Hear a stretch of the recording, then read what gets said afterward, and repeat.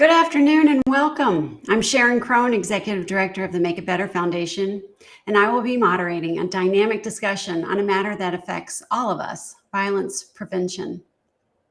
But first, a few housekeeping notes. Please send questions and comments during our program through the chat thread at any time, and we will try to address all of them.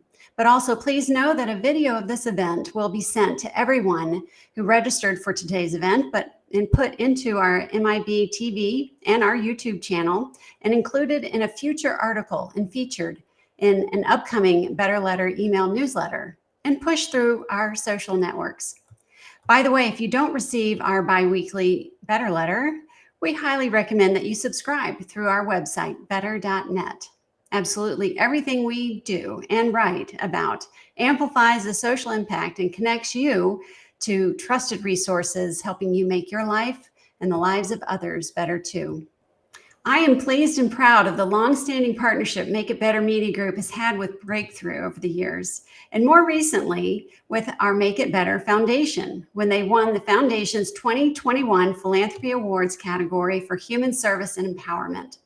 This program today is part of their award package, and in that spirit, we wanted to share with our audience and many more watching a recording of our program afterwards, Breakthrough's effective and transformative work to prevent violence here in Chicago. With me today are Yolanda Fields, Executive Director at Breakthrough, Lisa Gwin, Chief Program Officer for Breakthrough Youth Network, and Damien Morris, Chief Program Officer of the Violence Prevention Program. Welcome, Team Breakthrough. In a moment, we will hear from Damien and Yolanda on Breakthrough's comprehensive approach to violence reduction and prevention initiatives. But first, Lisa, why don't you start by telling us about Breakthrough's youth development and education programs? Okay, hi, my name is Lisa, and I'm the Chief Program Officer of the Breakthrough Youth Network. I've been working at Breakthrough for 20 years in various capacities of child and youth development.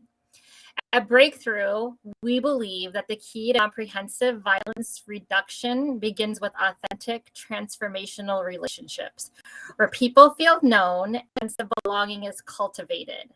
For over 20 years, Breakthrough has fostered spaces where these kinds of relationships can happen.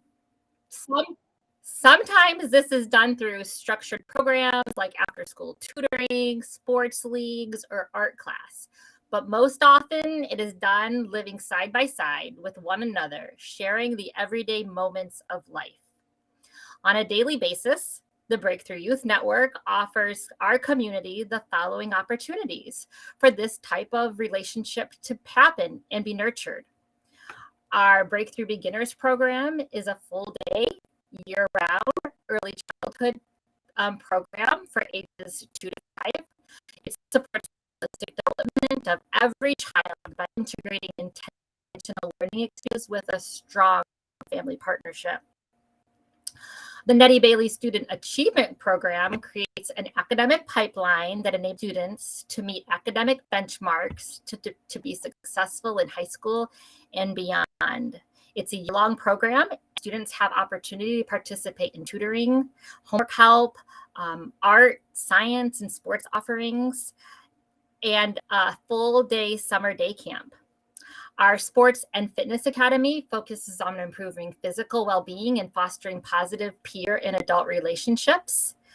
In addition, participants learn conflict resolution skills, leadership development, and each year the program serves students through a variety of beginner, intermediate, and advanced sports teams. Our London Johnson Arts and Tech Academy provides a safe space for students to participate in art programming in the areas of digital art, science, visual, culinary, music, and communications. Our Breakthrough Beyond supports youth ages 13 to 24 as they make significant transitions from grammar school, high school, and beyond. The program offers mentoring, employment, scholarship opportunities, internships, and access to resources for themselves and their families. But what makes all of these programs special is not the curriculum, it's not the spaces, or the activities that they provide. It's more than that. The programs simply provide an opportunity and an invitation to an intentional community where all of us feel a sense of camaraderie and connectedness. We believe that we matter, and our hopes and our dreams, they're significant. And this provides motivation and purpose for all of us. All of these things, we believe at Breakthrough, are key to a healthy foundation for children, for youth, for the families, and for our community. And that's what leads to a reduction in violence in our community. Let me tell you about Lamar. I met Lamar when he was 10 years old. His mom had heard about Breakthrough and had heard that Breakthrough had some programs happening in the community for youth. And despite our long waiting list for our summer day camp, she begged us to let him in so that he would have something safe to do for the summer. Well, we did end up squeezing Lamar into the program that summer back in 2004. And Lamar quickly joined every opportunity that was available: soccer, tutoring, basketball, summer camp, Bible study, and so much more. Through these programs, Lamar built meaningful relationships with staff, with his coaches, his mentors, with me. Lamar invited his friends along, and their relationships grew with our staff and with coaches and mentors. We celebrated birthdays with Lamar and his family. We were invited to his graduations. We gathered with him at funerals and journeyed with him through the biggest disappointments that life has, but also through some of the greatest joys. Lamar was surrounded by caring adults who provided access to opportunity. And from a young age, Lamar was known and valued. Lamar is now the associate director of our after-school program. I recently asked him why he chose to come back to Breakthrough. He looked me right in the eyes and he said, "Lisa, relationships change people. The relationships I have made here at Breakthrough over the years changed me. And I want to be a part of that same change in the lives of the kids I work with." Well, I've lived in Garfield Park and raised my family here for the past 20 years. And Lamar, he's just one story of many whose lives have been transformed through relationships that have been cultivated in our spaces. But this work, it's way more than just a job for me. It's become my family, it's my home, and it's my calling to work alongside Lamar and so many others and embrace Breakthrough's vision for a safe, stable, and engaged Garfield Park where everyone thrives. This fall, we took our next step of youth programs by creating a holistic integration with our violence prevention team. The work takes all of us, and I want to pass it over to my friend and colleague, Damien Morris, the Chief Program Officer of Violence Prevention.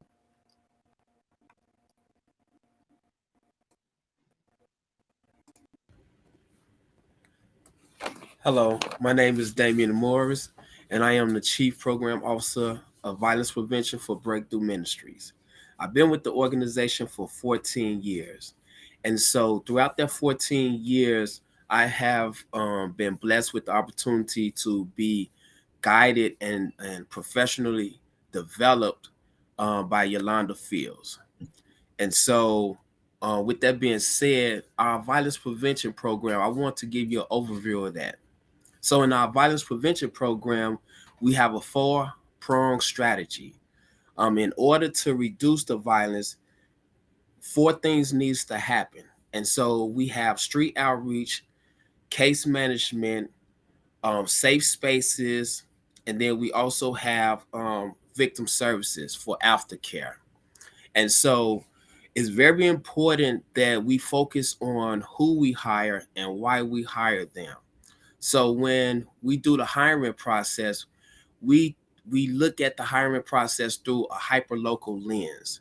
We want to employ and give the men and women who's very connected to the community, have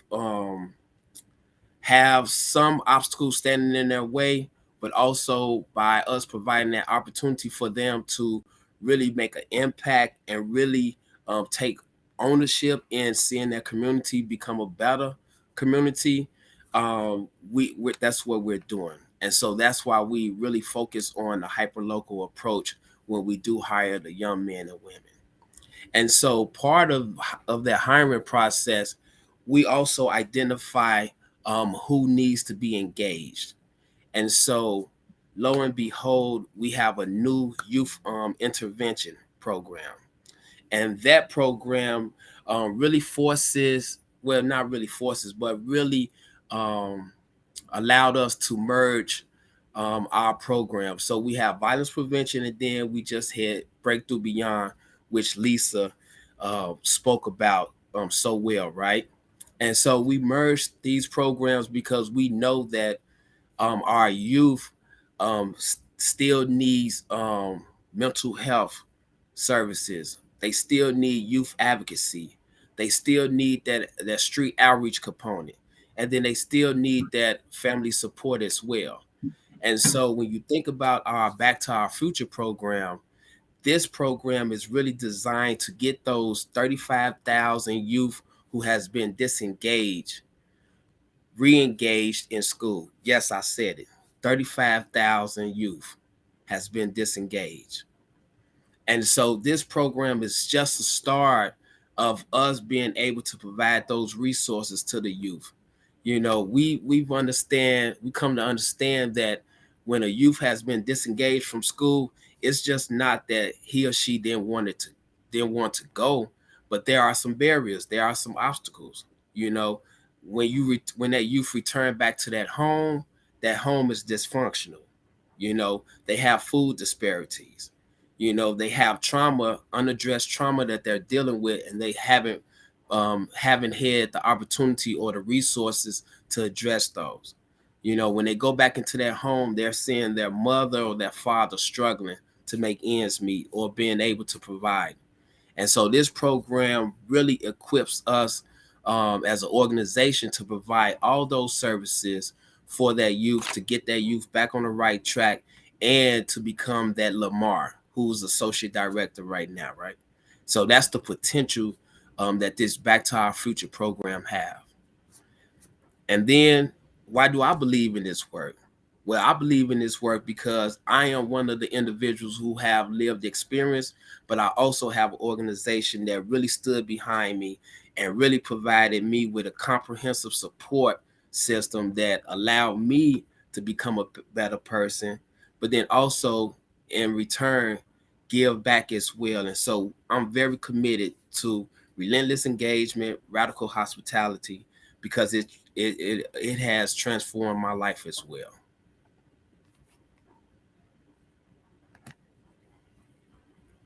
Wow. So you would think after 2 years that we'd have stable internet connections. So it looks like you got the end and the beginning. So before I was cut off, I was actually sharing how excited I am that I have been able for the last 19 years to be a part of this comprehensive strategy that you've heard both Lisa and Damien talk about. I wanted you to know just how beautiful our community is. East Garfield Park is a 130-year-old community that has beautiful parks, landmarks like the Golden Dome Field House, the Garfield Park Conservatory, which is one of the nation's largest and most stunning botanical conservatories, and beautiful gray stone homes. And there are also challenges that the people in our community face related to life expectancy, food access, income, and housing. I'd like to show you a short video to help you understand more about these challenges.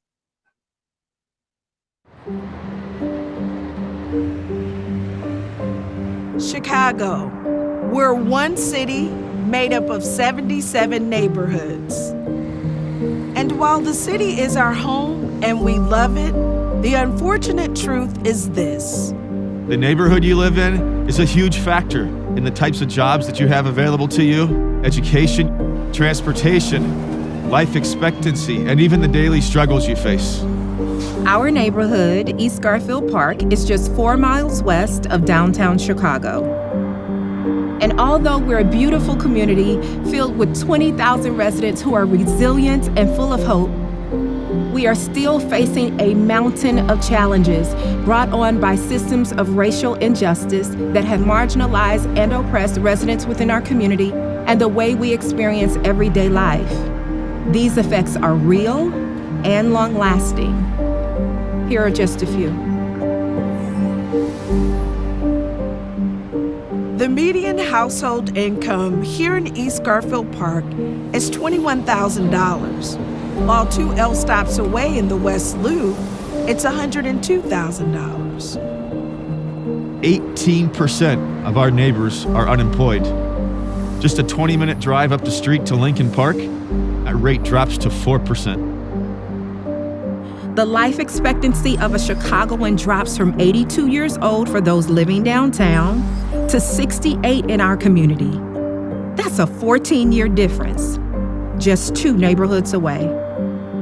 While a public high school in Chicago's Gold Coast boasts a graduation rate of 96%, just take a 17-minute bus ride to East Garfield Park, where the students, teachers, and administration are up against so much, and see that rate fall to 50%. Most of us are aware of historic redlining, but a 2020 study reveals a version of modern-day redlining.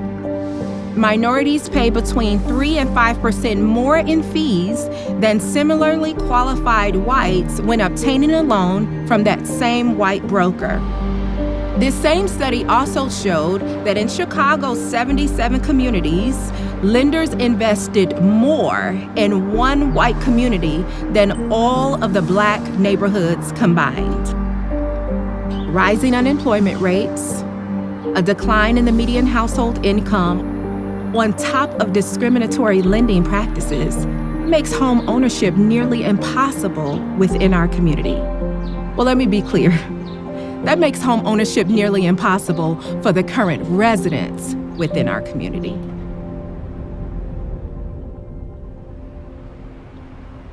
For us and our neighbors, these inequities are hard to overcome. But overcoming is exactly what is happening here at Breakthrough. Inside our walls, more than 1,000 students like me are being prepared to drive in school each day. And not only that, we are graduating and going to college. Last year alone, Breakthrough awarded college scholarships to 40 students, and 56 were equipped with the things they needed for their dorms at the annual trunk party. Each year, 1,200 adults are accessing critical medical and mental health care and are equipping themselves to earn a living through Breakthrough's housing programs. In 2020, every family who Breakthrough has partnered with through permanent supportive housing has remained housed for the entire year. And not only that, 13,000 local families are receiving high-quality, healthy food each year through our Fresh Market. With stories like these happening every day at Breakthrough, we know that a different future is possible for our neighborhood. A future where what is happening inside the walls of Breakthrough is happening all across Garfield Park, our city, and our country. A future where there's housing for families experiencing homelessness, opportunities for economic stability and mobility, and access to college and careers for high school students. A future where the neighborhood that you're born into doesn't determine the life that you'll live. At Breakthrough, this vision is becoming a reality. I'm all in. We're all in. Are you? But thank you so much for viewing that. I know for me, it is still very hard to watch. Our video shows drab statistics. The good news is that we're not overwhelmed by the challenges we face. In fact, we've got a bold vision for our community where every student is well and prepared for the next level. Every person has a home. No one is hungry. Families are safe and build wealth. And we're not just dreaming, we have a strategy to move the needle. Our resources and our expertise are focused in 6 areas, operating in 5 different buildings. And the focus areas that we've already talked about, youth and education development, and violence prevention are met with our other focus areas: housing, health and wellness, community economic development, and spiritual formation. We believe the combination of these things reduce violence. This comprehensive focus allows us to provide services to those who need them the most as they express what their needs are. All of the efforts we've talked about are supported by our spiritual formation. We believe that hope helps us to believe that while change is never easy, with hope, it's possible. So we offer people access to churches, to prayer, to spiritual practices, coupled with radical engagement and radical hospitality. We believe that this is the winning formula for creating the atmosphere of hope. Since Breakthrough began, our founder, Arloa Sutter, has prioritized listening to the community, and we've continued that tradition. Not just listening, but also responding appropriately to what we heard. We heard from the community during our last strategic plan that there was a need to address safety concerns, and we responded by focusing on safety. You heard Damien talk about our violence prevention program, but it really does focus on 3 strategic opportunities. There's street level outreach, which allows trained professionals to actually intervene on the scene when a violent incident has occurred. We show up with the hopes of understanding what may have caused the violence to reduce retaliation, also to offer victim services, but also we want to bring a calm nature to the scene. The second part of the strategy is case management. The peacekeeping efforts of our violence prevention professionals include creating non-aggression agreements with rival street organizations and providing tangible support for victims of gun violence. More importantly, case management and street outreach offers an on-ramp to those who need it to access educational and income opportunities. The third part of that strategy is safe spaces. It's bringing our neighbors back to spaces that were once deemed unsafe or abandoned. And we do this in breakthrough fashion. A Texas-style grill with lots of food, bouncy houses, and music, all of the things that are necessary to help our community reconvene after violent incidents. This robust collaboration that both Lisa and Damien have talked about really is helping us reach students in our community that require knowledge of best practices in youth development and violence prevention and intervention strategies. This approach creates the best chance to interrupt the cycle of poverty and violence and change the trajectory of the lives of the young people we support. Creating safety in our community requires a multi-pronged strategy that addresses the basic needs people have. Not only addressing basic needs, but it's fostering accountability, providing access to education and economic opportunities. It not only requires integration of breakthroughs programs to provide these wraparound services, but it requires effective working relationships. We're working with other nonprofit organizations, universities, government, churches, the police department, corporations, and hospitals. As we partner with these entities, a few of the things we're able to do is understand the factors driving gun violence, advocate for improvement of public spaces, and focus our efforts on the people and places most likely to be affected by violence and provide comprehensive service to the survivors of violence and their families. And so I'm going to stop there, and we want to offer opportunities for questions.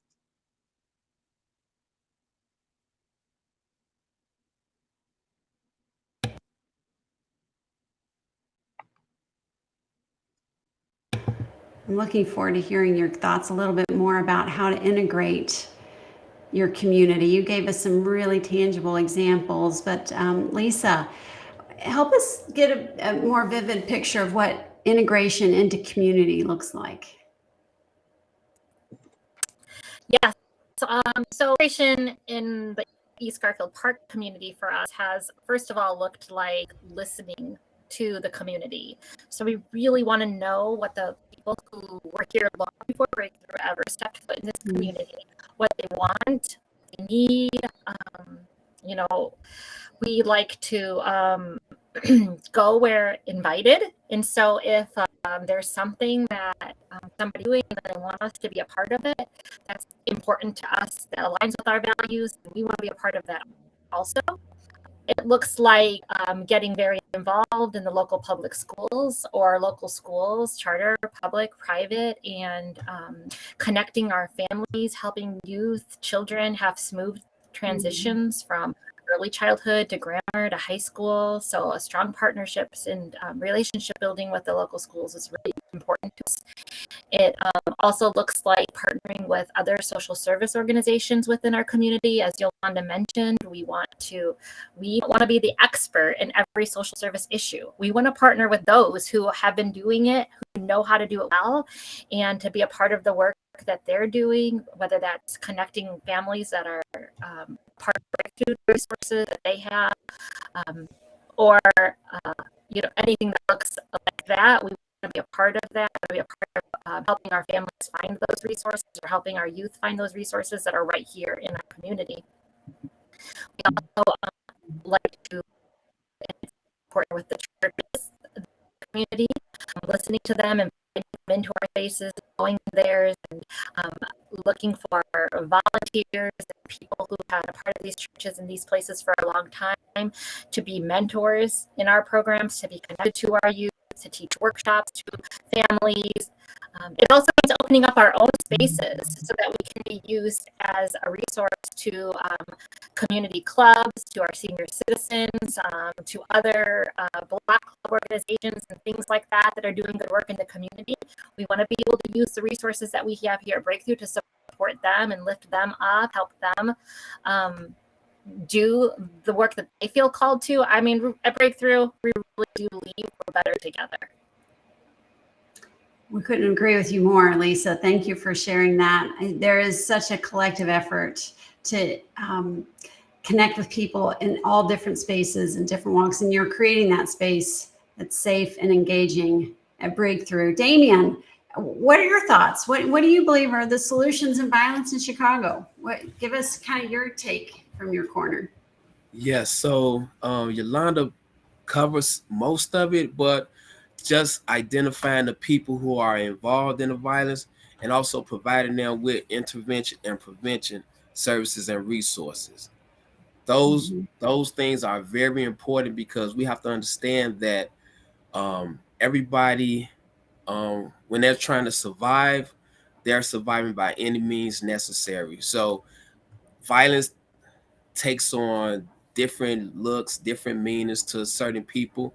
And so we want to be able to meet them where they're at. We want to identify the barriers that they are faced with. And so that's why the holistic approach is very important, right? When you're trying to change somebody's life, you're trying to change the trajectory of their life as well. You have to be equipped with all the tools, and you also have to provide them with those same tools because it's very important, right? And so, yeah, just identifying those people. So, very important. You touched on something earlier, which is about being trained and being prepared. You know, folks, especially in the lived experience, now being able to reinterpret that experience in a positive way.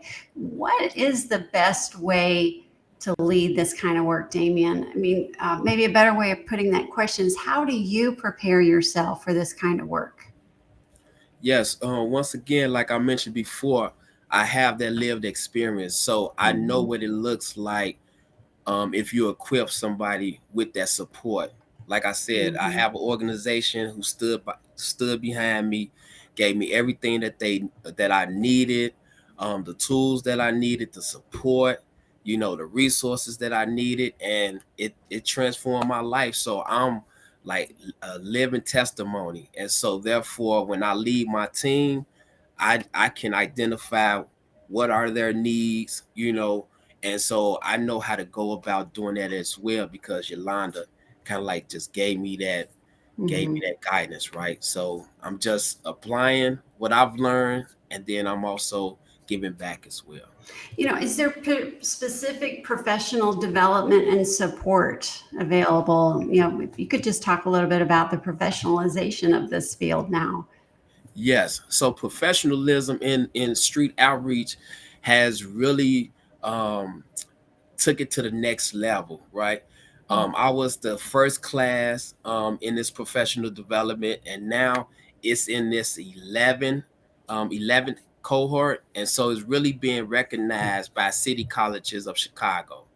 And so that's very important, right? Because now if the professionalism is being recognized in city colleges, but then also men and women are feeling more, I say, they feeling more positive as like contributors, right? Because now they taking a 16-week class, 144 hours that really touch base on hyperlocality, restorative justice, trauma-informed, and then nonviolence, right? So those are like the 4 pillars of the professionalism part. Thank you for that. It is a powerful opportunity. I'm glad we can make that known to our listeners today. Yolanda, why do you think integration is so important to providing these services? Yeah, I think one of the things that the video really gives us a clear picture about is how complex the problem is. And so when we're talking about violence in inner cities, the things that contribute to that violence really involve all of the things that many of us take for granted. It's having food, it's having a place to live, it's having access to quality education. And so this integrative approach takes the best of what we have here at Breakthrough, and it combines our staff. They are experts in what they do. Like, I cannot say that enough. You've heard Damien, talk about his life experience, but that life experience combined with other staff who have additional educational experience gives us a well-rounded way of addressing the needs of our community. Yeah, thanks, Yolanda. Lisa, you mentioned quite a few aspects of the youth program, and I want to hear a little bit more about the generational impact Breakthrough's youth programs are having. Can you share a little bit about that? Yeah, definitely. After being at Breakthrough for over 20 years, it's one of my favorite things to talk about. Nobody thinks that when they begin the work, their first day, that they'd be able to look back 20 years later and be coworkers with youth that you once taught or tutored or coached, and now they're my colleagues. I think that, having the opportunity to have them be decision makers, change agents in our organization and in our neighborhood across the city of Chicago. There's no greater joy than to be able to be a part of the generational impact that Breakthrough's been able to have, because we've been established in the same place for so long now. We have children in our early childhood program whose parents were in our early childhood program, and knock on our doors on day one when they first find out they're having a little one. We want our kids in Breakthrough. We want to be a part of what's happening at Breakthrough. Breakthrough meant so much to us. And like I talked about earlier, it's not the programs, although they're excellent. It's not space, although it's beautiful. It's the people. It's the people that are here who are committed and called to the work of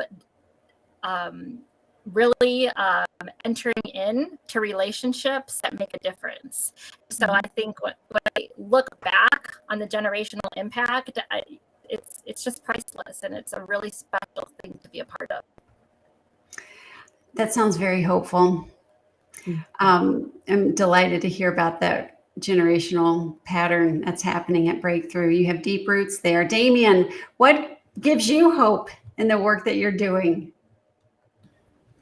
Once again, what gives me hope is just seeing transformation, how really the Lamar, right? Because Lamar, I'm familiar with him as well, and I used to take Lamar to his school and sit and wait just to make sure that Lamar doesn't ditch school, like, and everything. So just to see him transform and then become associate director, right, is very important, right? That's the integration part that we're talking about, and relentless engagement, the radical hospitality, so we're committed to that. And so by me believing in that, that gives me hope, because I know if we really stay committed to those two things right there, then we're gonna see a change. So I'm hopeful for that.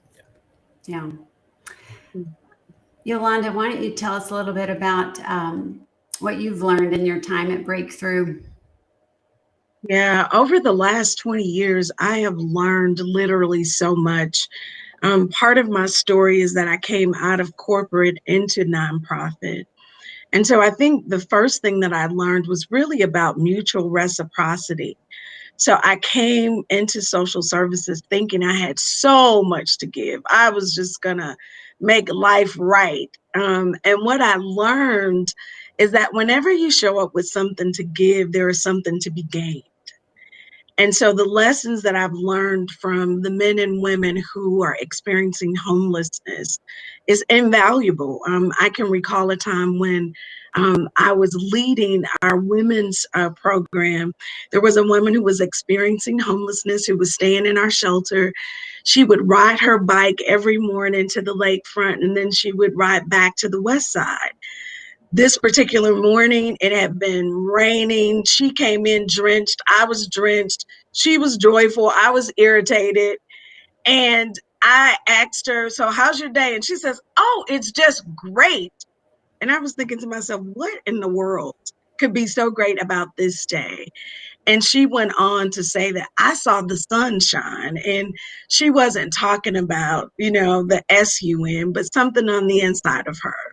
And so I think that's one of the things that I've learned. The other thing I think is that we can't underestimate the power of hope. Like, hope is really powerful. And when you see young people sort of get that glimmer in their eyes, you recognize that hope has been sparked and that it has the possibility to do amazing things. And then lastly, I would say, that you really can't truly understand a problem until you take the time to understand the lives of those impacted by the problem. And so Breakthrough was doing work across all of these issue areas. And we understand those issue areas and have become experts because we've taken the time to listen. And like Lisa has said, be in real relationship with people who are experiencing really the impact of all of the inequities we've talked about in the video. Thank you for that. Lisa, I'll ask the same question. What have you learned during your time at Breakthrough?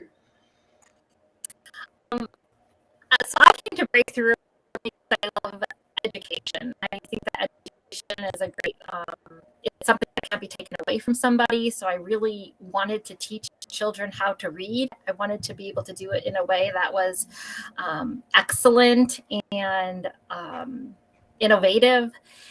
And I thought that could make the true difference in the lives of others. What I didn't realize back then is that Breakthrough is going to make an even bigger difference in my life. And that's because I got a chance and an opportunity and the privilege to be in relationship with those here in the community who were quite different than me, and they accepted me in, and it changed me. And through those relationships, I also gained a brighter understanding of what true joy and hope looks like. And I know that all of us had hope today, and it's so funny because we didn't actually even discuss what would be our biggest.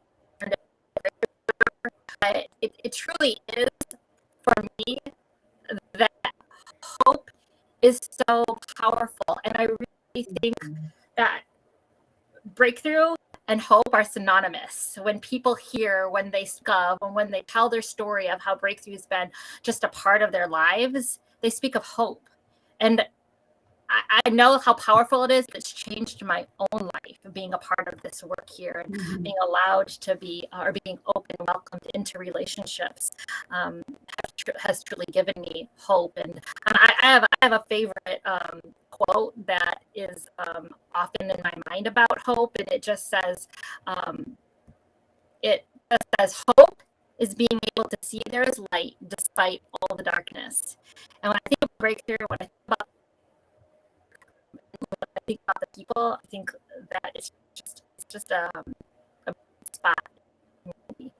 You are a beacon. That is absolutely the case. And I imagine by now, many listeners are trying to figure out what are some ways that they can engage with Breakthrough. This seems like a positive train that's leaving the station and we want to get on board.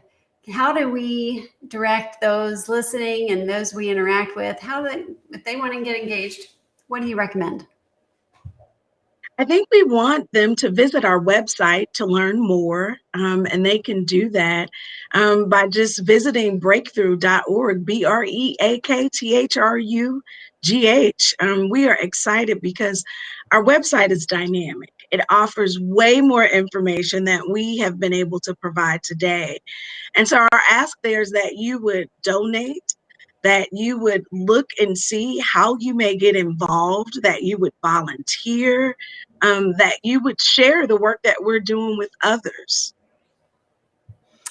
Yolanda, Lisa, Damien, wonderful to be with you. Special thanks to the dedicated team at Breakthrough and for listening to your community, engaging your neighbors, responding with a holistic approach.